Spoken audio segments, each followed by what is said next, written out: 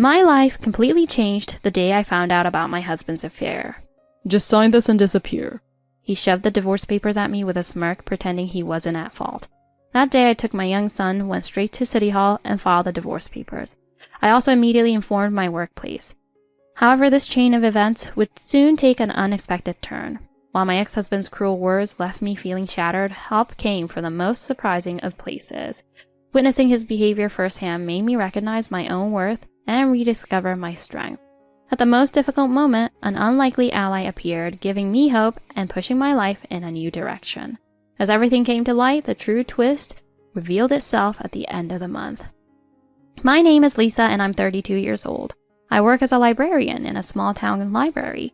This library isn't just a place to borrow books. It's a central hub for the community, hosting events, organizing book clubs, and offering a variety of resources. Watching the children use the library is a huge joy for me. The moments when I can help them grow through books are the most rewarding part of my job. People often say I'm kind and sincere, but because I'm not very assertive, I tend to go along with others too easily. However, deep down, I know I have a strong sense of justice and independence. For example, today I had a small incident at the library. One of the regular patrons, Mr. Anderson, asked me, Lisa, do you have any new ideas for the next book club meeting? Eager to meet his expectations, I answered, though I was a bit nervous. Yes, actually. I'm thinking about making story time more engaging for the kids and maybe even inviting local authors for a meet and greet. Mr. Anderson smiled, clearly pleased. That sounds fantastic. The kids will love it, I'm sure. I really respect your creativity, Lisa. His words boosted my confidence, and I continued. Thank you, but I can't do it alone. I'm hoping to get some volunteers for the story times. Count me in. I'd love to help the kids discover a love for reading. This kind of exchange is a common part of my daily life. The joy I feel when my ideas are accepted by the community is indescribable.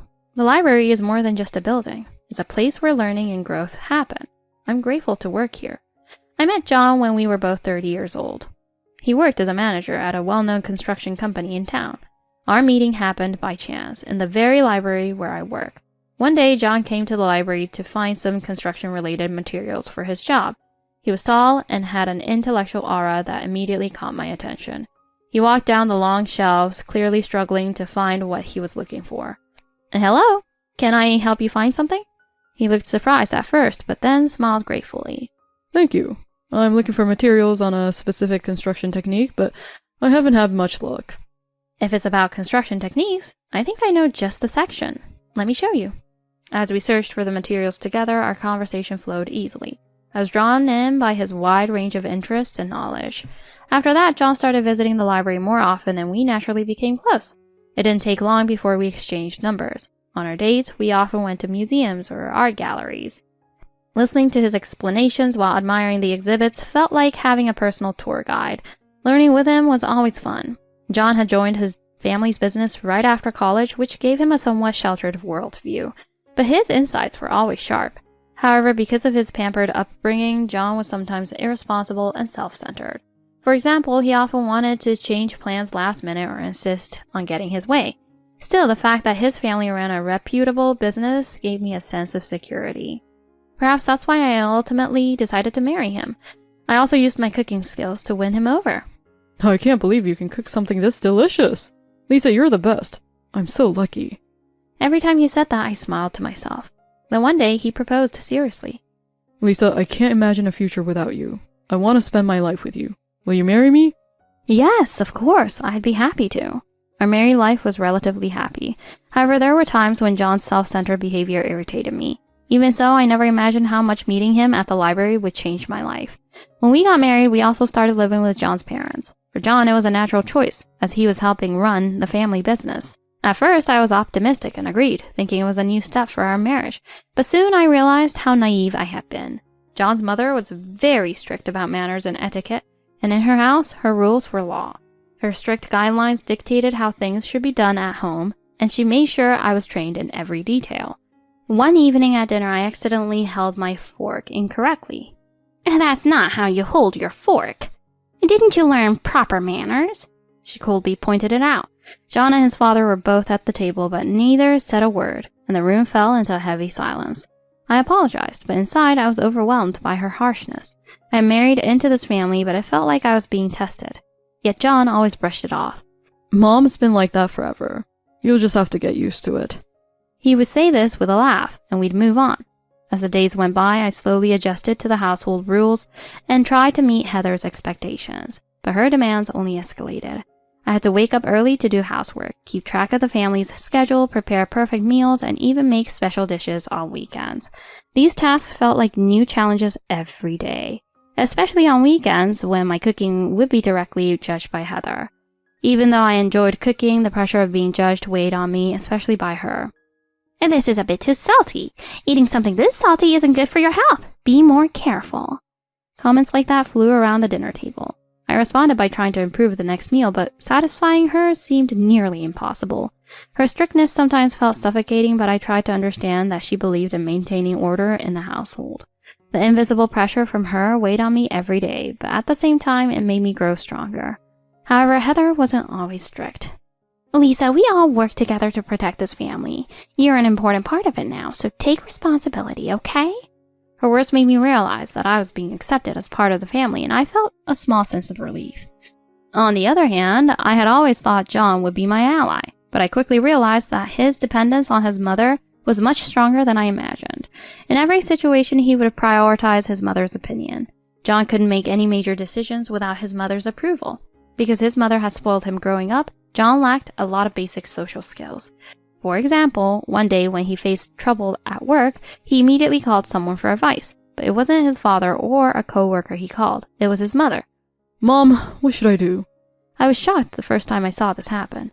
"John, why don't you try figuring it out on your own first?" I gently suggested, but John frowned. "I don't know what to do, and Mom's advice is always the best." His words left me feeling disappointed. Whenever John faced a problem, he immediately relied on his mother, and this had begun affecting our marriage as well. His mother's overprotective upbringing caused John to act immaturely in social situations. One evening, we went out to dinner with another couple, but when the conversation shifted to a topic John didn't like, he immediately became moody and silent. "John, are you okay?" "I'm fine, just bored with all this pointless talk." That was his only response. "Isn't John acting a little childish?" Later, a friend said this to me, and I didn't know how to respond. "John, you're an adult now. You need to start handling things on your own. You can't rely on your mother for everything." "But Mom's opinion is important to me, and I trust her judgment." His words made me sigh deeply. I realized it wouldn't be easy for John to break free from his mother's influence. His mother seemed completely unaware of how dependent John was on her, or maybe she didn't mind. "Lisa, please understand John better. He still has a lot of growing up to do, and it's important that you support him." I felt a wave of resistance inside, but simply replied, "Yes, I understand." Heather's overprotectiveness was only making John more dependent, but she didn't seem to realize it. Time and time again, whenever John faced a problem, he turned to his mother for help. One day, John was given a major project at work. I thought he would finally consult his father, but instead he said, "I'll ask Mom what to do." "Shouldn't you ask your dad for advice? You're never going to grow if you keep relying on your mother." I said it seriously, but John wasn't listening. "Mom's advice is better than Dad's, so I'll just go with that." It was in that moment that I realized how hard it would be for John to become independent. Our married life continued under the influence of his mother, but I didn't lose hope. I was determined to believe that one day John would think and act on his own. His mother's strict yet protective upbringing has stunted his development in many ways, but I continued to hope he'd grow, even if slowly. A year after we married, our son Cody was born. Even his birth didn't come without complications. I had thought about several names for him, but Heather took over the decision. While I was resting in the hospital after giving birth, John and his mother went ahead and registered Cody's name without consulting me. When I found out, I was furious. I was in shock, lying in the hospital bed, realizing that my son's name had been decided without any consideration of my opinion. How could you let this happen? I tearfully confronted John, but he didn't seem to understand why I was so upset. "Why are you crying? Cody is a great name. What's the problem?" His words only made me angrier. "He's our son. We should have decided his name together. Why didn't you even ask for my opinion?" I sobbed as I spoke, but John still didn't seem to get it. "Mom thought long and hard about the name too. It's not that big of a deal." "Mom? Mom again?" I was speechless with frustration. Heather then entered the room, watching quietly as I vented my anger. Lisa, Cody is a beautiful name with a lot of meaning. I'm sure you'll come to understand that in time. I don't care about the meaning. You made the decision without me. That's the issue. Please. Oh, don't raise your voice in the hospital. Her words felt colder than ever. Tears continued to stream down my face, filled with anger and sadness. That night, I cried alone in my hospital bed, filled with a deep resentment toward Heather. That anger wouldn't easily disappear, but I knew I had to think about how to protect my family from here on out. As I watched Cody grow, I resolved to stand up for myself more and be stronger. A few months after Cody was born, on a Friday evening, John came home smelling of a perfume I didn't recognize. What's that smell? Perfume? Didn't you just go out with your friends? Yeah, I went out with the usual guys. Why? At first, I thought I was just imagining things, but my intuition told me something was off. From that day on, I began keeping a close eye on John's behavior. He started carrying his phone with him everywhere, even to the bathroom and the shower. He suddenly had more work and started coming home late. He always kept his phone face down, as if hiding something. Suddenly, everything felt suspicious. That weekend, after John left the house, I was cleaning up after breakfast in the kitchen when I noticed something on the counter. It was John's phone, left behind. I hesitated, wondering if I should check it. Just as I decided to put it back down, John's mother walked into the room. Good morning, Lisa. I greeted her, and her eyes quickly moved to the phone on the counter. Oh, John left his phone behind, didn't he? I wasn't sure how to respond, but then she chuckled softly. You know, John said his phone password is my birthday. What? Your birthday? Her words surprised me, and I said it out loud before I could stop myself. I was taken aback. His password wasn't my birthday or our anniversary. It was his mother's birthday. Yes, he's always been so thoughtful when it comes to me. You know how kind he is, Lisa.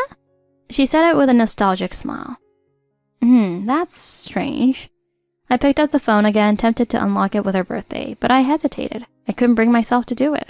As I was about to put the phone back, a piece of paper slipped out of its case. What's this? It was a note with a social media handle written on it. I decided to search for the account online. When I found it, a woman's profile appeared, fully visible to the public. As I tapped into her account, I was shocked beyond relief. There were messages and photos that clearly proved John was cheating. Not just with this woman, but with multiple women. My heart turned cold as I scrolled through the evidence. Photo after photo of John laughing and spending time with these women stabbed at my heart. What? What is this? Who are these women? My voice caught in my throat, and tears welled up in my eyes. I didn't want to believe it, but the reality in front of me was undeniable. Our happy life together had been a lie, hidden behind John's betrayal.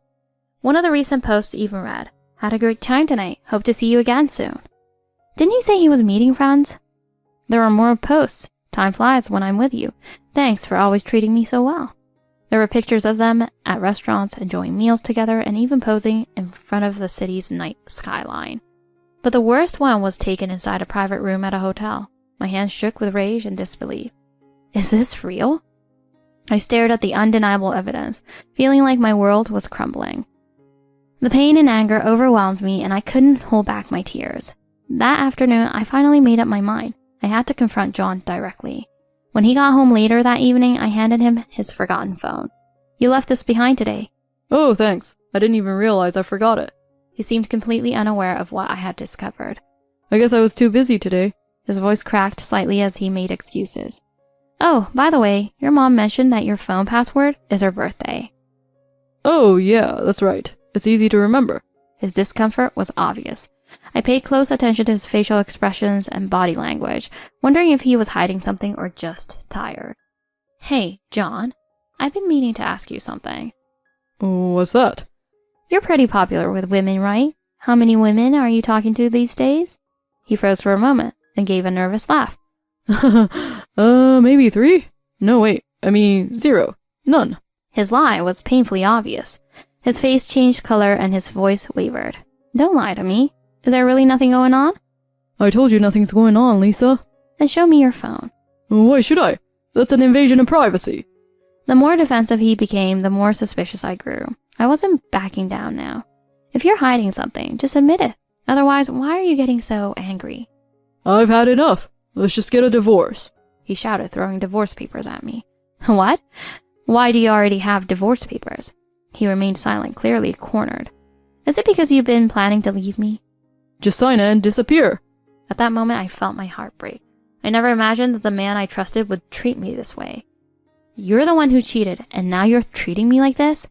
You don't even have proof of cheating. I don't need proof. Your behavior says it all.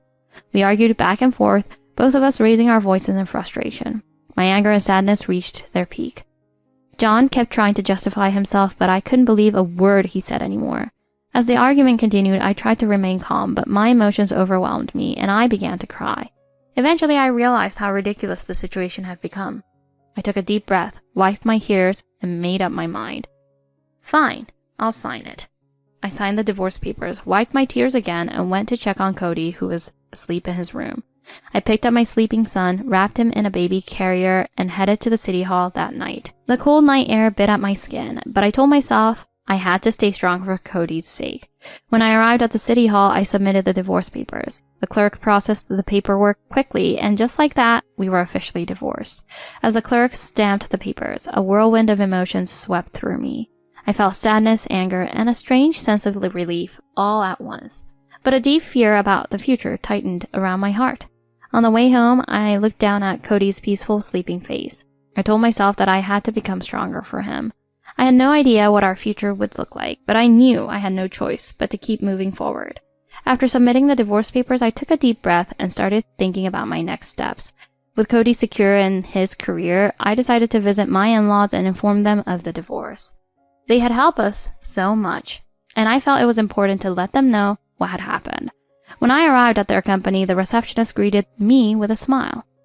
Oh, hi, Lisa. It's been a while. What brings you here today? I need to speak with my in-laws. I have something important to tell them. Of course, I'll let them know. The receptionist called them, and I was escorted to the executive office. When I entered the office, my father-in-law Henry and Heather were sitting there waiting for me. Heather looked as elegant as always, but when she saw my face, her expression changed slightly. Lisa, what's wrong? You don't look well. I took a deep breath, preparing myself for what I had to say. I've come to inform you that John and I have gotten a divorce. Divorce? What are you talking about? What happened? John has been cheating on me. When I confronted him, he demanded a divorce. He threw the papers at me and told me to sign them. I submitted them earlier today. Heather's face paled and her eyes widened in shock. John? Cheating? I can't believe it. I didn't want to believe it either, but I found undeniable proof. He admitted to it as well. Heather stood there speechless, processing the reality of the situation. After a long pause, tears began to roll down her face. Lisa, I'm so sorry. I had no idea John would hurt you like this. If only we had been more careful, you wouldn't be in so much pain. She began to cry, covering her face with her hands. Her shoulders trembled as she wept. Seeing her in that state made my heart ache. Please, don't blame yourself. John made his own choice. My words only seemed to stir more guilt in Henry. His expression darkened with anger. This is all your fault. You spoiled him. Let him do whatever he wanted. No wonder he turned out like this. Heather sobbed harder as Henry berated her, his frustration filling over. Where is John now? He should be at home. Call him and tell him to come here right now. I quickly pulled out my phone and dialed John. John, you need to come to the office immediately. What? Why don't you come here instead? No, your parents are asking for you. Just come now. John's voice was tense, and I could sense he was starting to panic. All right, I'll be there soon. After I hung up, the room fell into an uncomfortable silence. Heather continued to cry softly while Henry paced the room, anger visible in his every movement. I sat quietly waiting. Not long after, John arrived at the office. The moment he walked in, Henry unleashed his fury. What the hell have you done, John? How could you betray Lisa like this? You call yourself a man? John was taken aback by the intensity of his father's rage. He hesitated, but quickly composed himself. Dad, calm down. This is between Lisa and me. Between you and Lisa? You betrayed your family. Do you have any idea what you've done? John tried to speak, but his father cut him off. You think divorce solves everything? You think you can just walk away from this? We divorced. It's done. What's the problem? His cold words made Heather cry even harder. How could you? Her voice was choked with tears, and John stood there, unmoved. The tension in the room was suffocating. You're a disgrace, John. I spoiled you. That's my fault. But this is unforgivable. You're fired. I don't care what you say. You're no longer working here. What? You can't fire me. Oh, yes, I can. And I am. Get out. Find your own way. But Dad, that's not fair. I'm good at my job. This has nothing to do with work. You don't even know what fair is. Just get out. John was visibly shaken, but before he could argue further, his father pointed to the door. You told Lisa to leave, didn't you? Now it's your turn. Get out of here. John looked stunned, his usual arrogance fading. He turned to his mother, seeking comfort.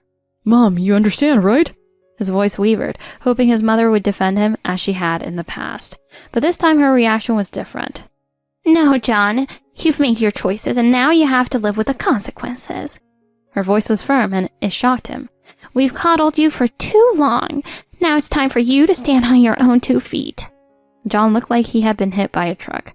He stood there in silence, processing his mother's final rejection. From now on, you're on your own. Find a job. Find a place to live. Grow up. But... His words stumbled, but he knew there was no point in arguing.